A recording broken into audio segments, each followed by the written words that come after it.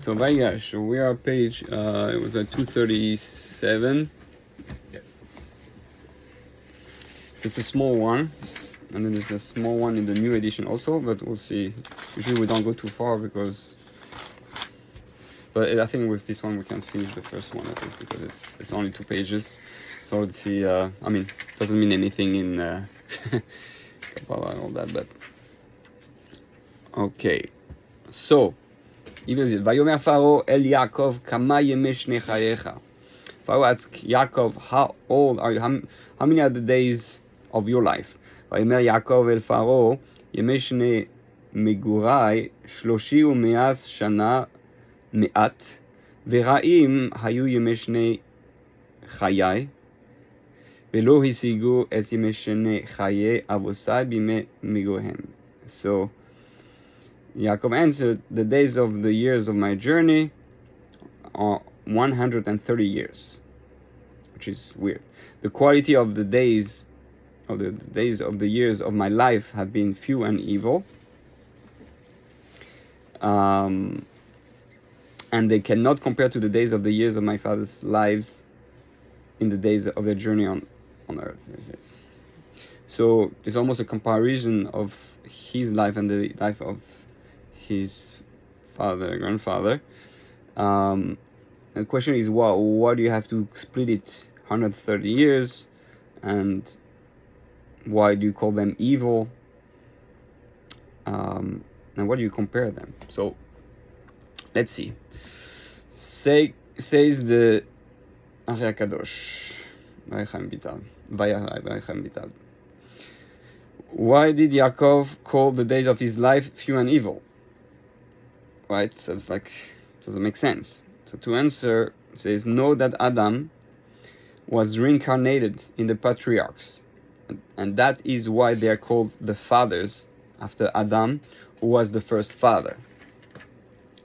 So we know that the Avram corresponds to the Nefesh of Adam, Yitzchak to the Neshama, and Yaakov to the Ruach, and Yaakov to the Neshama, if I remember correctly. There's a different way it's put, but obviously it cannot be all the souls, but they are like the primary. They started like say, oh, okay, so why do I still have to do chesed? Avraham did the chesed, he made the tikkun. No, so he made most of the tikkun. He started tikkun as well as Yitzchak and Yaakov, and we are here to finish the tikkun of Avraham, finish the tikkun of Yitzchak, and finish the tikkun of Yaakov, to fix chesed, gvura, and tiferes. Okay, so let's see. How you go? No, it's fine. It's fine. We saw Torres. It's good. Adam was the father of all humanity, and the patriarchs were the fathers of the Jewish people, the line of humanity selected to fulfill God's intentions in creation. For this purpose, they were endowed with the spiritual capacities necessary to fulfill this purpose. Their creation as a people can therefore be compared to the creation of humanity as a whole, and their progenitors to humanity's progenitor.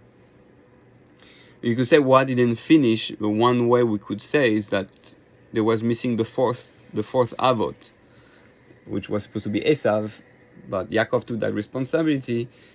But I guess where can I find that in source inside? So this I heard it from Rabbi Kessin. You know, Kessin from the Ramchal's Institute. Yeah, they're twin brothers. One is Rabbi Menel Kessin and the other Rabbi Shimon Kessin. So Rabbi Kessin has actually, if you want to listen online, he has a weekly hashkafa shiur, mostly based on the Ramchal.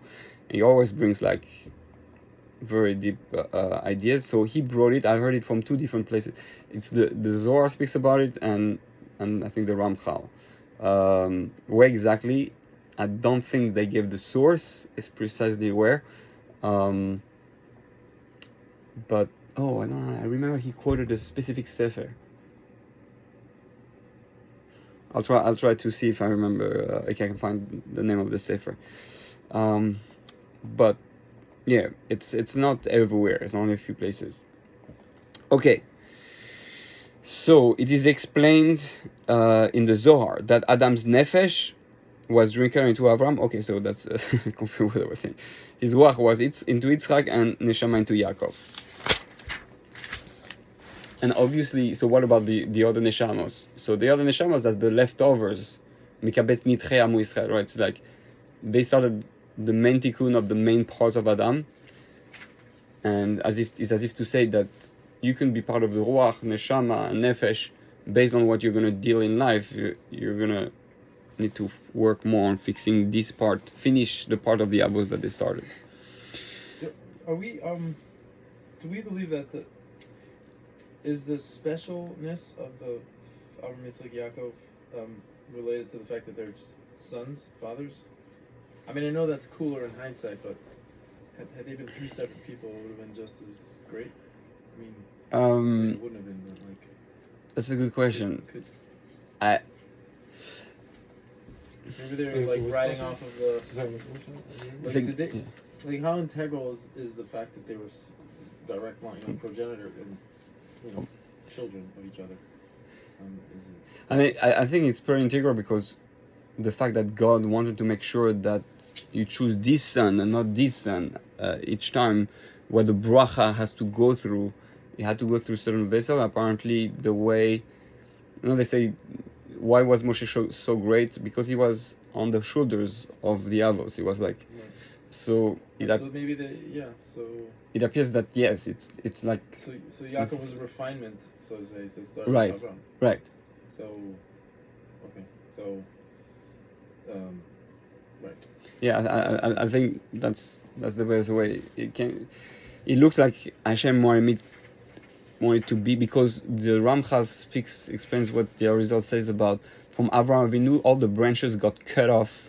Nobody could then make a tikkun into the world except those coming from Avraham. It was a new branch in creation of the. Right, any nation could do it, but then from Avraham Avinu, there was no more. It was not given to everybody. It was only through the line of Avraham. So it is only that tree with the branches and the leaves. The other trees couldn't do the tikkun anymore. So it has to be in that line. I don't know if it's father or son or grandson, but it has to be from the same family tree, basically. As will soon be explained, the patriarchs rectified the collapse of spiritual consciousness Adam precipitated by his sin. In so doing, they had to reconstruct divine consciousness from the bottom up.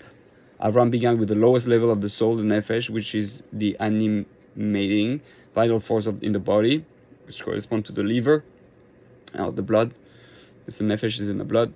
Yitzchak continued with the ruach.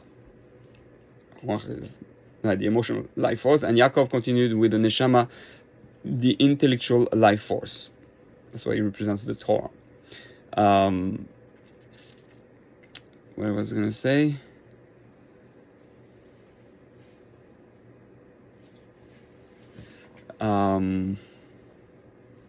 Oh, yes, because the Arizal in another place says that Adam Arishon did three sin, the three cardinal sin. Gilu Arayos, Avodah Zarah, and Shvirus Damim. So Avram rectified idolatry, and that's why he smashed the idols and he was put in the fire, ready to give his life against idolatry. Then Yitzchak rectified Shvirus Damim, and that's why he gave his life over, right? Murder. And then Yaakov fixed Gilu Arayos by marrying, forgot how the Arizal puts it, by marrying, it says here? That's exactly what he talks about next. Oh, okay, so it's not, sorry. Exactly. Okay. That's good, that means I'm not too far from it. It is also explained in the Zohar that Avram rectified, okay. Like exactly. Okay. Okay, these are the three cardinal sins concerning which the Torah instructs us to give up our lives, because I know he says it in another part in the rather than transgress. If we are given the choice between being killed or committing sins other than these three, we should commit them, unless it is a case of a ruler or government trying to snuff out Judaism altogether. which like the Greeks, in which case we must give up our lives rather than commit any sin forbidden by the Torah. So that's why why don't you just daven like on Purim? No, we have to. They're trying to take out our Judaism, so we go fight like the Hashmonaim. In a certain case, Adam transgressed all three of these cardinal prohibitions in committing the primordial sin. Transgressing God's command was denying Him. This was akin to idolatry. Inasmuch as this sin brought death upon the whole human race, it was akin to murder. By committing the sin, he plunged the souls of all humanity into the realm of evil. This is akin to adultery or sexual licentiousness in general, which misdirect reproductive sin and creativity into realms where they are not meant to be. Also, there's the whole thing of sleeping with the snake, with Chava and all that. Abraham rectified the sin of idolatry by smashing his father's idol and promulgating monotheism in the world. Yitzhak rectified the sin of murder by submitting himself to be killed by his father, and Yaakov rectified the sin of sexual licentiousness by working for 14 years for his wife Rachel and Leah, thereby redeeming their soul from the realm of evil. Oh, that's interesting. Like he worked, so it's the work to get those two women, and he redeems their soul from the realm of evil into which they had been cast by Adam's sin. It's like Adam rectifying Chava, her sin. And as we mentioned, Rachel and Leah is a tikkun for Chava and Lilith. Right? Who is the tikkun? Rachel and Leah. Rachel corresponds to Chava and Leah to Lilith. So that's why he had to marry two women to fix those two parts of the female, the lower female and the higher female. Lower female Rachel, Chava, and the higher female Leah, Lilith.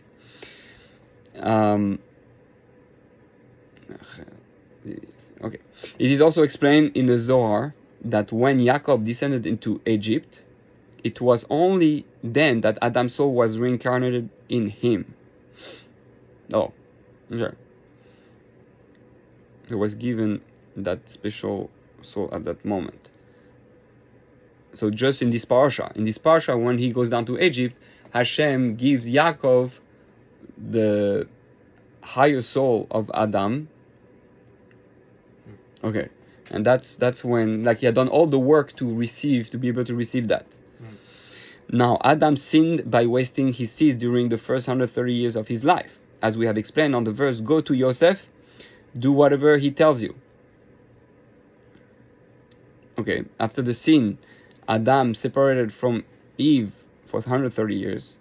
Although this was an act of penitence for his sin, it backfired because during this time he succumbed to sexual fantasies and had similar missions which the forces of evil used to propagate demons.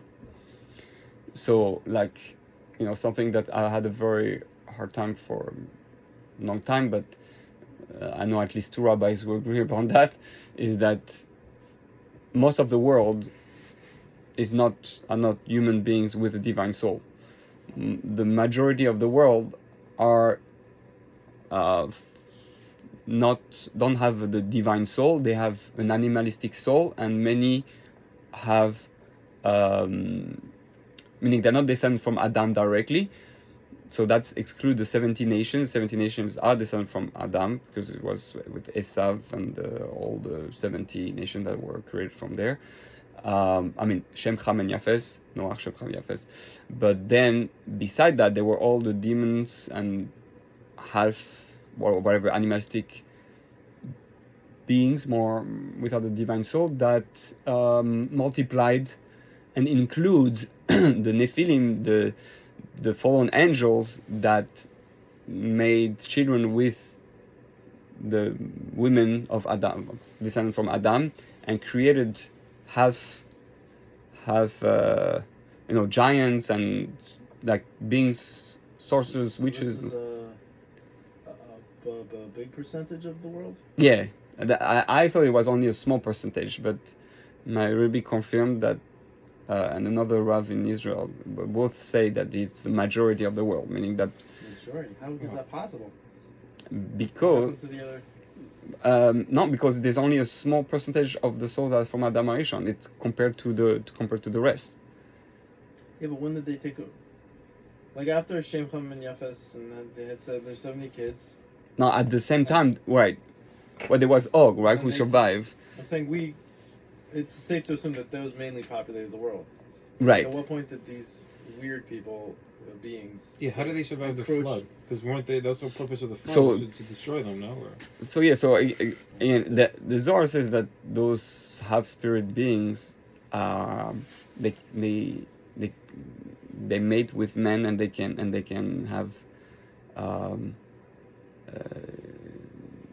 yeah, they have children and they look like men. They can like But what do you mean shapeshifters. they physically mate with women or men Yes. or whatever. Well, listen, I physically I don't know exactly, but like the same concept as someone who has in when he is with a woman and he has in mind different things creates children that don't have divine soul. Again, when someone makes a child, he's downloading a soul. So if he's not connected to something holy, he can technically download. I mean, honestly, this is like 99 point I don't know percent of the entire Well, yeah. planet. When I told Then that makes sense. I told my rabbi, because the rabbi in Israel says 20% are from Adam Arishon. He said, "Oh, that much? I didn't think there was that much." So that means Wow. that, according to him, more than 80% of the population is not from Adam. So exactly how, what, I don't know. But it's clear in the Zohar. I saw so many places where it speaks about those type of demon beings or animalistic beings that look like human, and that even the Rambam says they eat like human. The demons, they eat like human. They We're talking about people that we can't. That look like people. To us, yeah, act like people. yeah, absolutely.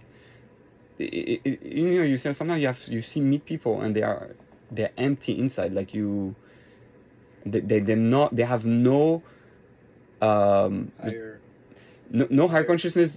They're not interested in anything. They just eat, sleep, live and die, and then they do nothing for creation. It's like an animal. It's really Or is it, or can we say more specifically that their bodies are technically descendant of Adam, or in this case Noah, or the whatever, physical matter. but when the process happens, when they get conceived, when they have children, They give birth to weird to yeah, because they draw I mean, down in their minds when they're drawing down souls.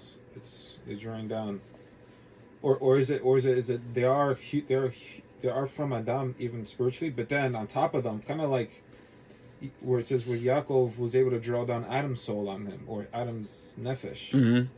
when he went into Egypt, Yaakov. That maybe these people then throughout their lives they're drawing down these other entities it's that possible. snuff out their Adamic soul. Right. That I assume that's one possibility. Plus all the Zera Levatala. Let's remember all Zera Levatala which exist everywhere. And so all that Zera Levatala, it brings the soul down that doesn't have a form, right? And it says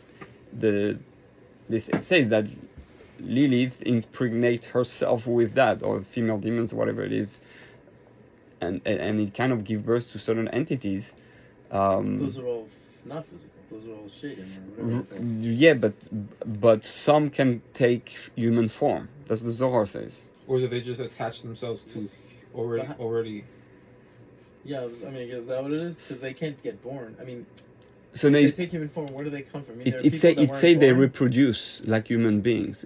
Right, but it doesn't mean we can see them. I mean, we don't see Shadim. No, Shedim, no, but those soul can enter into an animalistic being, like the same way you have the concept of possession, right? Procession? Possession. Possession? Someone is possessed Oh. with and you have those exorcism type of thing. I assume it comes also from there. So it's I don't know. Again, I don't have total clarity how it works, but there is that whole concept which I think all those movies, horror movies, and about those possession and those witches and evil spirit and taking over, it's all based on that. That's how because you cannot imagine something that is not was not brought into possible, that wasn't taught before. That sometimes it's misarranged and it's it's Hollywood style, but it's the concepts comes from there. Now, And by the way, just adding one thing, the whole thing with the Greek mythology, where you have those half gods, marrying human beings and all that, it's all connected to that, the Nephilim, so from that also comes like interesting creatures. So when we reproduce, we're not making a new soul, so to speak. We're just drawing a soul that was already From Adam. From Adam's yeah. So now, is that the same way with the shading then? I guess when someone draws down a shading type soul for their offspring, Yeah. are they drawing it down from Adam's 130 years? Is that what? No. I said those souls reincarnate. So they meaning that even evil souls come back up to 3 times. I'm not sure. It's a complicated thing. It's something that we'll really fully understand when Moshe comes. But when he says that, according to one opinion, at least that 3/4 of the world is going to die, we're talking about that. And so that will make sense. That statement makes sense because, like, why would you kill 3/4? Even for him to be surprised at 20%. I know. I was shocked when he says that. It's like, wow, that's insane. It makes sense when you look at the state of the world today. Like, in a sense, wow. Where are the good people? What they are, but yeah. So, but it all started there with 130 years, and like I say, it propagates demons. So, how many forms of demons, or what people call UFOs, and that can be part of that too. So wasting seed is described as in scripture as evil, as in the verse, and and the firstborn of Yehuda was evil in the eyes of God. He was called evil because he wasted his seed. Now that's a distinction. Why is he called evil? The true evil is when you waste seed to not have children. Okay, that's the Oraisa, I would say, thing of wasting seed, because there's not one man who doesn't waste seed. So there's 2 different types. One is not to have children, right? Because that's what Aaron, Onan, yes, did. Not to so that their wife stay beautiful. I think that was the reason, something like that. And that, which was, like, by the way, the reason why they had 2 wives at the beginning, like Lamech. He had one wife for beauty, and one wife for children and the rest. So that's what. And then the rest of the wasted seed is just that it's wasted potential. I wouldn't call it evil. I would call it like just a waste, and that this we need. Everyone makes his tikkun through his life. It is also written, and the imagination of his heart's thoughts are only evil the whole day. This verse describes the state of humanity before God sent the flood. The generation of the flood was guilty, among other things, of sexual licentiousness. If we see today, we're basically on that same, with all the problem that there are, and I'm working with a lot of people with trauma, and it's crazy how many people were abused or molested. It's insane, the amount of people like that. It's like almost everyone. It's like it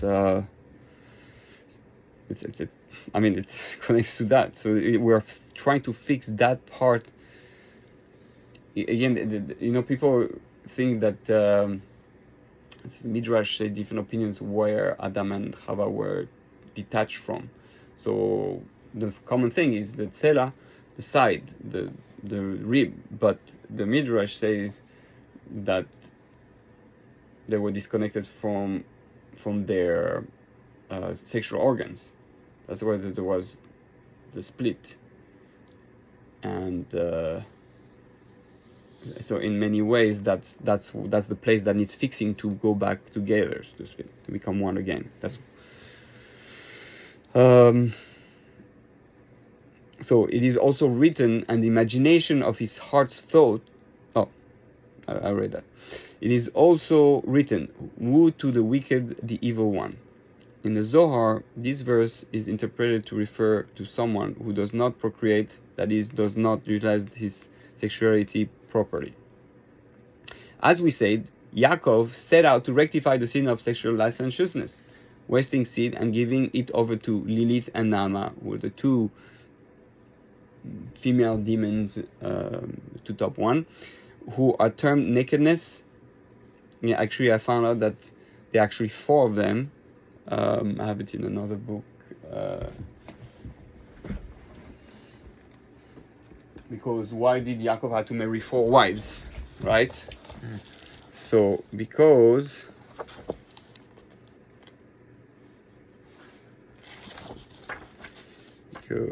Makes sense. Parallels the 4 worlds, maybe. Okay, here is the whole thing of demons. Do they exist and all that? Why demons do not have body? I mean, maybe you can look at it later, but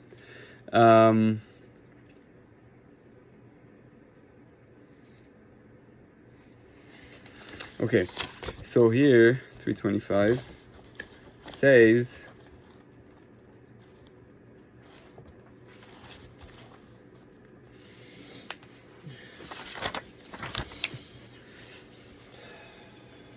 So see, look, it says Rabbeinu Bachya identifies four mothers of demons. So Rabbeinu Bachya, Lilith, Naamah, Ygret, and Machalat. These are the wives of Esav's guardian angel, Samael, which makes sense when Yaakov had to take Esav's mission. He had to take Esav's guardian angel, Samael, right, who was with Lilith and all that. So that means that you had to take him. He fought him. Yeah, he fought it, but he took his responsibility. So like the 2 women that Esav was supposed to have correspond to 2 evil women, right? Because it's connected to Esav. He had to take them too. So it's like fixing those 4 levels of women. Negative energy mentality. 2 of these, Lilith and Machalat, represent forces which tempt people to engage in moral behavior. So you say, how does it work? You have those kind of demon, evil spirit, so to speak, that goes into your mind, and it creates those seeds, and they impregnate themselves, so to speak, with the seed. As with other forces of impurity, Lilith and Machalat represent extreme character traits. Lilith is a depression, irrational sadness, and Machalat is mania, unrestrained merriment. So when people are depressed and all that, it's a consequence of that, or it's connected to that.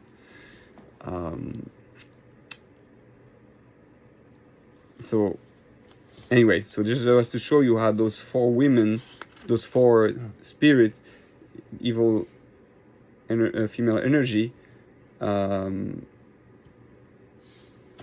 do that, and that's what Yaakov had to. And here it says Lilith is the mother of the Erev Rav, mixed multitude. So you see how it all connects, so to speak.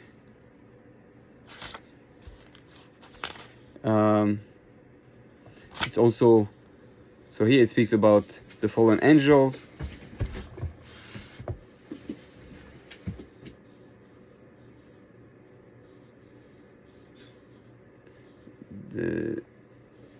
And so that Lilith was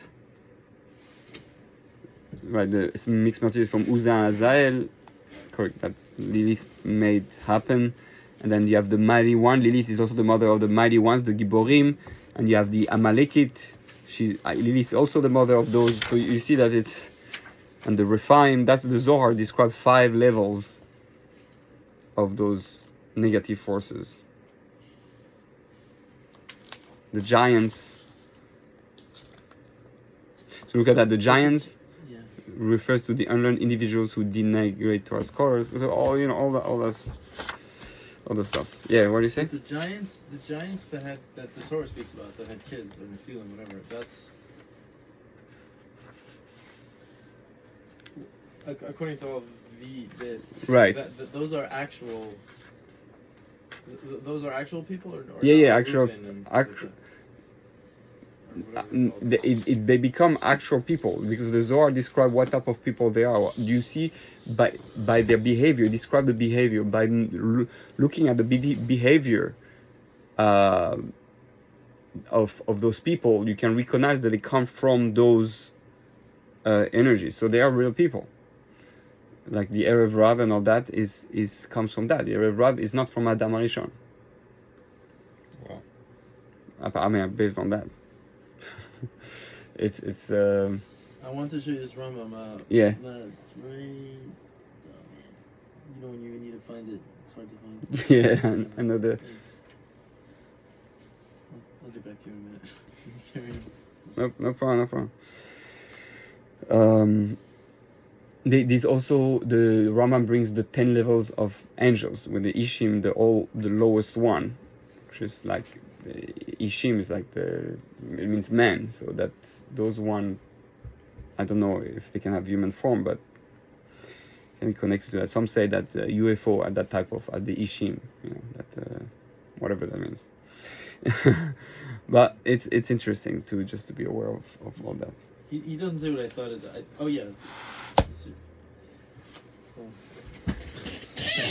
is the deluxe edition. Oh, sometimes. It's fine. The monster edition. וכן אסור חום שלא ישמש אדם מתזלו במחשב באיש האחרס, right? ולא יבנתו שכרוס, מריבה, שנאה, okay. ולא כשיחד מנודה, okay. ולא יבוא לאחר שגם בגרשה.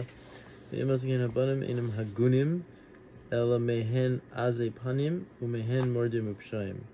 So they're just bad guys. But then, it says, וכן אמר חם שכל איש החצופה שתבס תשם ולפיתה ומפתה איש השם סכם לבוא רחל אשתו בעליה אשתו ומי שלא שזו אחר מיסוס בז'ו אוקיי כל איברים ילודים מהם הם המורדים הפושים שאיסורי הגולוס בורין some.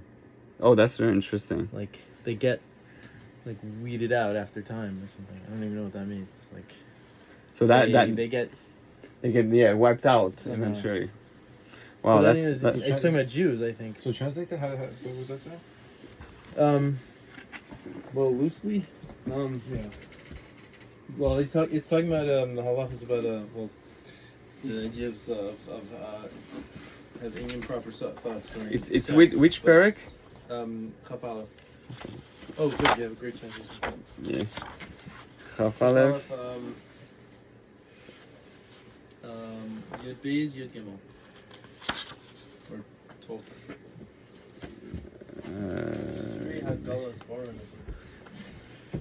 There's Oh, wait. another one where he says another.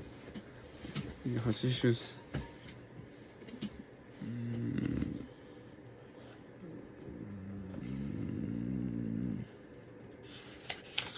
No, that's issues.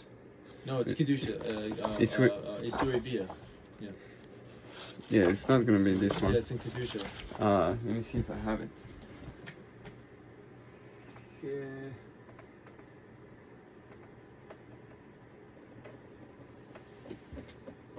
No, I don't have it.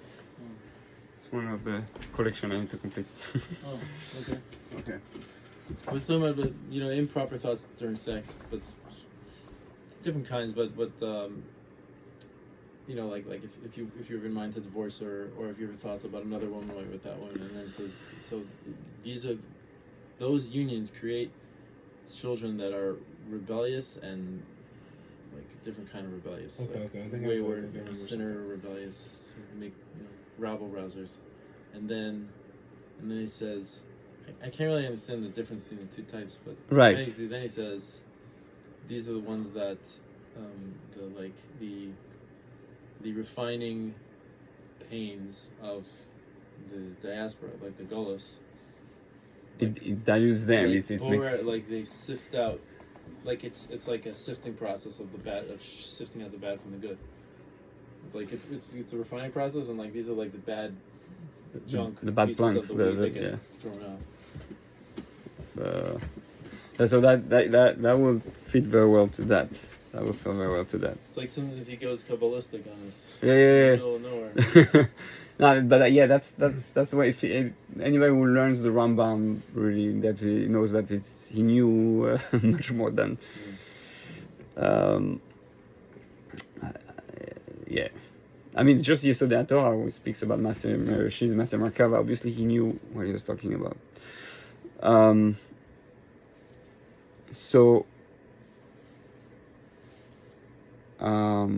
As we said, Yaakov set out to rectify the sin of sexual anxiousness, wasting sin and giving it over to Leah and Nama, who are termed nakedness, as is known. As we have seen, these are archetypal female demons, the power of evil to receive life force from the realm of holiness. This feminine evil takes the vital force of wasted seminal emissions and impregnates themselves with it, producing demons or forces of evil, anti-divine consciousness. The idiom for sexual licentiousness, Gilu Arayos, is literally uncovering the nakedness of a forbidden sexual partner. Right. So, now it goes back to the pasuk. His first 130 years, therefore, passed in suffering and exile, as is known. Until he came to Egypt, Yaakov's life was a long series of trouble. As Rashi lists them, the trouble with Lavan, who deceived him and tried to steal from him, trouble with Esau, who tried to kill him, the trouble with Rachel, his favorite wife, who died in childbirth, the trouble with Dinah, who was raped by Shechem, the trouble with Yosef, his favorite son, who was sold and who he thought was dead, the trouble with Shimon, who was detained in Egypt, the trouble with Benjamin, who Yosef demanded he be brought up to Egypt. So all those are like part of the tikkun of those 100 years. This is the meaning of few and evil.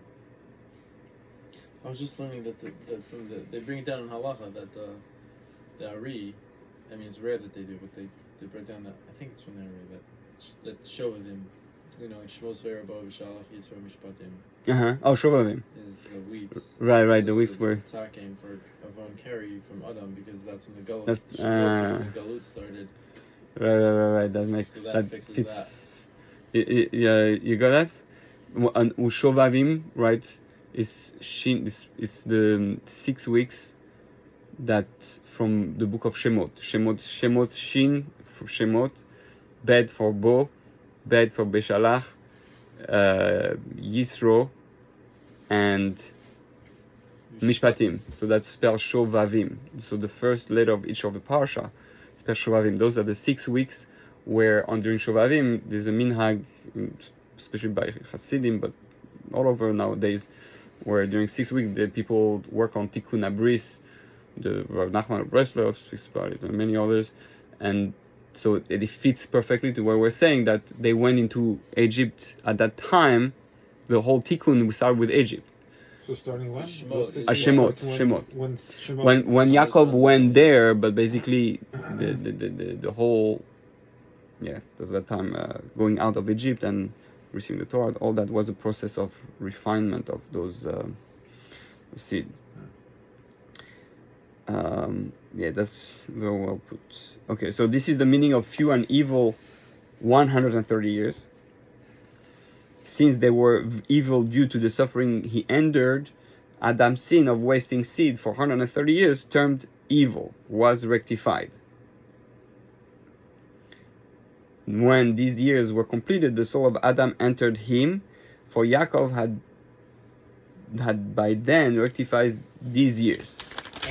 And he you mean the neshama entered him? Right. The level of neshama from Adam Arishon entered him. But the nefesh and ruach entered the other two? Yeah. Why did they need, so there must be a connection there, like for the sin of sexuality, the neshama. Oh, well, like why sexual neshama? So neshama is a much deeper level, right. which goes to the level of sexuality where you bring a neshama down. So ruach is life. It's Yitzchak, it's murder. As the ruach is the spirit, is the life, and meaning to be able to breathe, to be alive.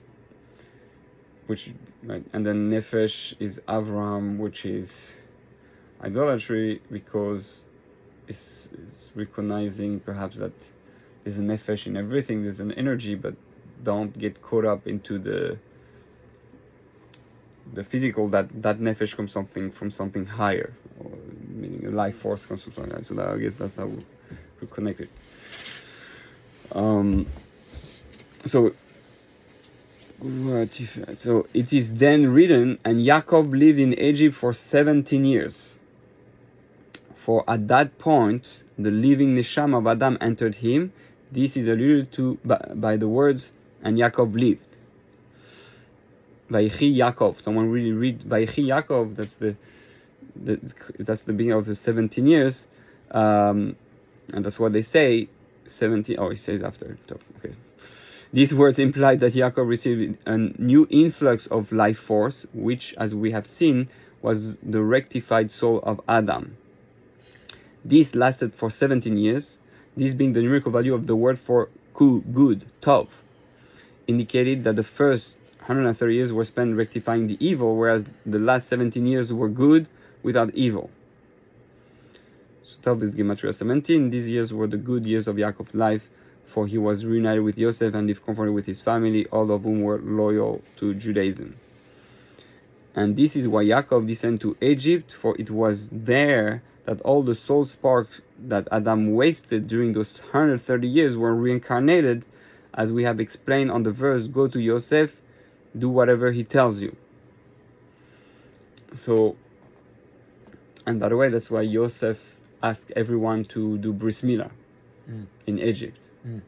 Right? So he was continuing what Yaakov has started. Yosef, who was like Yaakov, who also, he's the one who had the challenge of Potiphar's wife trying to be with him, and that's where he was able to succeed and not fall into that. And even in Egypt, he married only Osnat, and it was completely pure.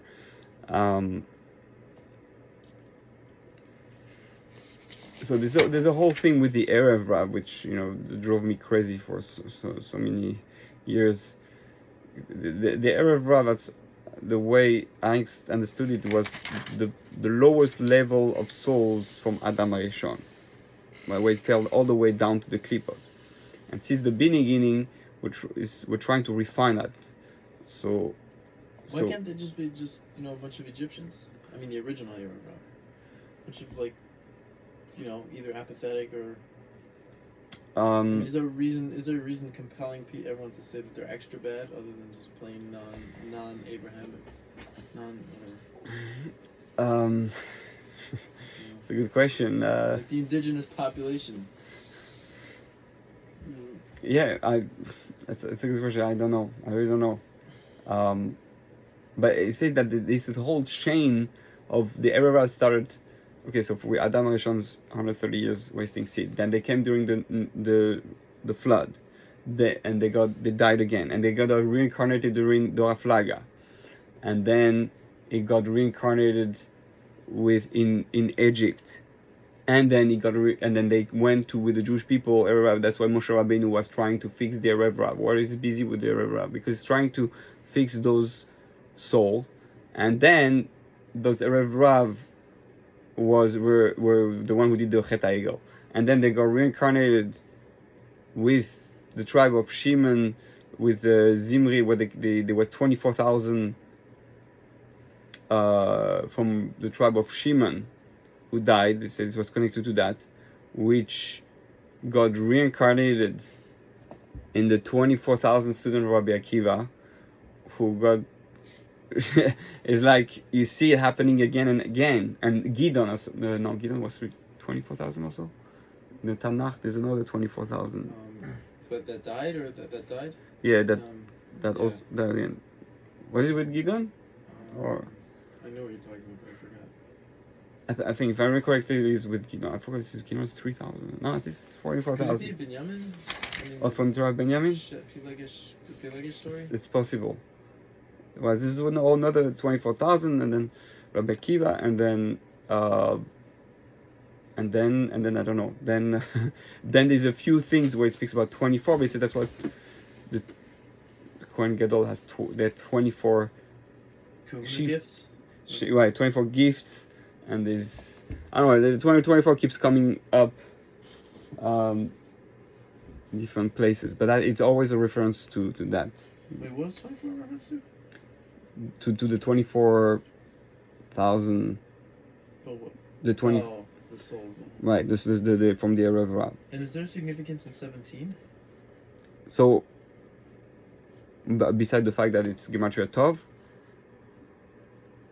No, I guess not. No. I mean, I'm sure I'm sure it's deeper. It's always more. But See, this is where it gets a little bit confusing, because it says here on the page before, it says that those 130 years was rectified, yeah. as if to say what Adam did in wasting his seed, it was rectified. Like to Right. me, I'm thinking, like in my mind, I'm thinking, okay, we're done. We're done. So but yet then it seems that they're reincarnated, and so it's like more work needs to be done. So it's like it's not a full rectification, I guess you can say. It's Or because at one we level rectified ourselves, but now we're rectifying the world.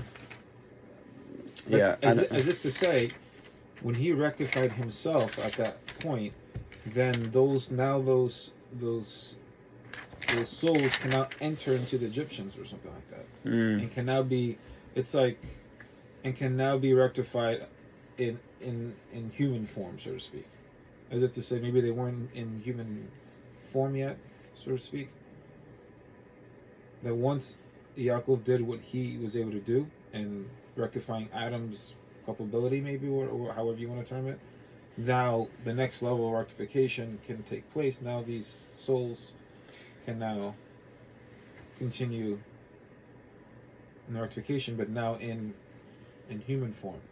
It's like the idea, right? Like when the cow eats the plant, the soul in the plant gets elevated. Now it's like you can say that it was rectified from the plant, but now I think it's rectification from the animal level. And we eat it, we say bracha, whatever, and then now it comes into us, and now it can have a human rectification.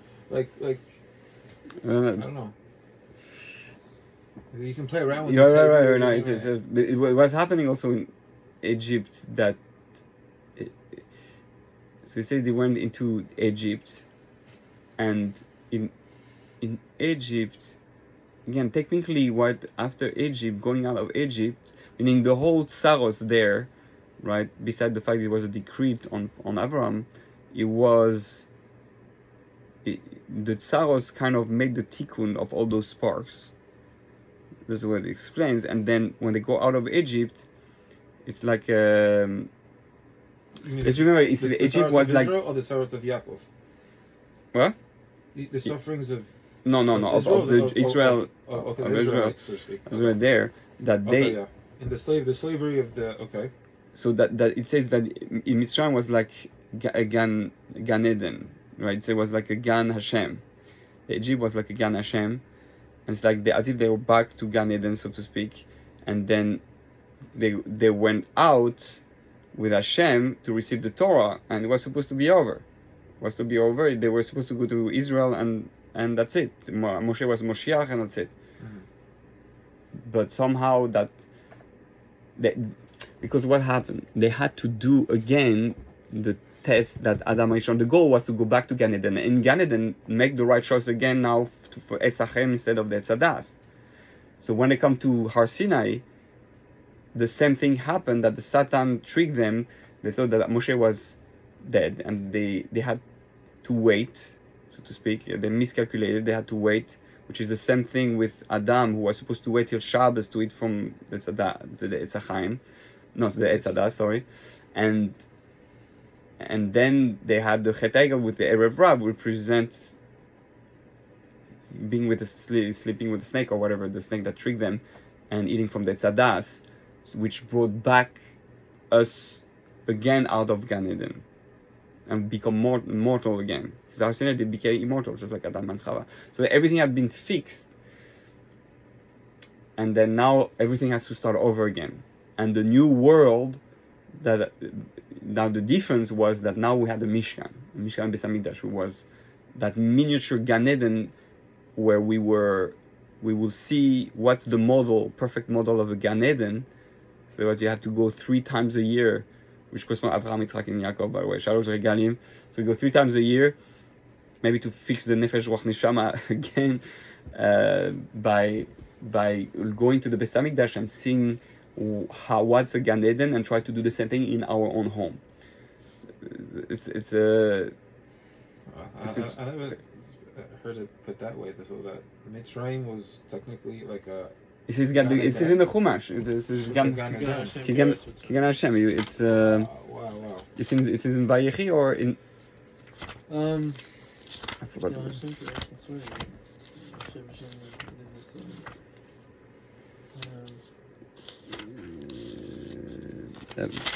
Almost to say that Mitzrayim was supposed to. It says before. It says before. Sure, I think I remember the garden concept in reference to Egypt. Wow. Egypt was a really blessed land. Right. Kind, It was. You could just Google it. Right. Here, good.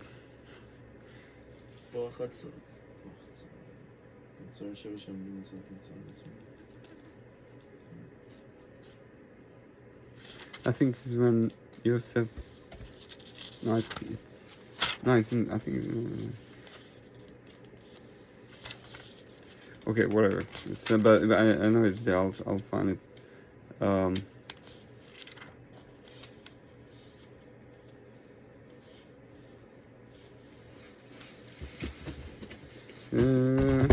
That's a question.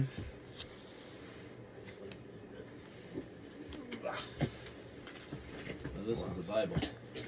Yeah. So then. Race? Do you know you got this from? No, it was.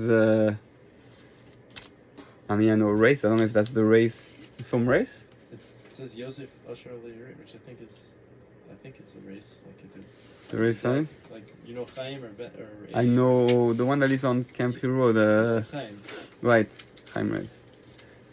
Yeah. Oh, I think it's- I guess. Anyway, it was given as a poor like. You know where they throw these things out in shuls? Yeah, it's Who insane. uses this? It's just a Tanakh. Why would we ever use that? Yeah, I couldn't believe people were giving that. That's certain things you don't throw. I don't think it's in Vayechi. Do you have a reason to think it's Vayechi? I don't think it's. No, because I remember. I thought think I it's, remember that. I thought that Yosef tell his brother this is like a Ghana. I don't know if it's because Shem was already there in Mitzrayim, so.